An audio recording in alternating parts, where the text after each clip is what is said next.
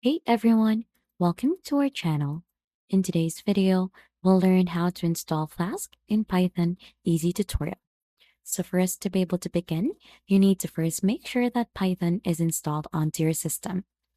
Right after that, once you have gone ahead and installed Python, it is good practice to create a virtual environment to keep your project's dependency isolated. So you'll just need to go ahead and try to set that one first. And right after, to get started in installing Flask, you'll just need to go ahead and open the terminal onto your command prompt or here on your Visual Studio Code. So we have terminal here onto the upper part, and we'll just have to click onto new terminal to begin. So as you can see, it should go ahead and open the terminal here onto the bottom part, and you'll just need to go ahead and try to choose first the folder where you want to go ahead and install this.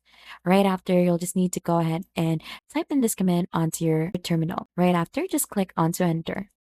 And as you can see, it should go ahead and start the installation onto your device. So you'll just need to wait for this one to successfully install the Flask onto your system. So as you can see in here, it has been successfully installed already onto your device. Now to confirm that the Flask was installed correctly, you'll just need to go ahead and run this specific code. So this should go ahead and display the Flask version and details about the installation that you have done. Now, if you want to go ahead and create a basic Flask application to test this one out, you'll just need to go ahead and create a new Python file. And to do so here on Visual Studio Code, you'll just have to click onto File and click onto New File in here. So you'll just need to go ahead and type in the file name and just add .py onto its last parts to it so that it should go ahead and be recognized as a Python file just like this, test.py.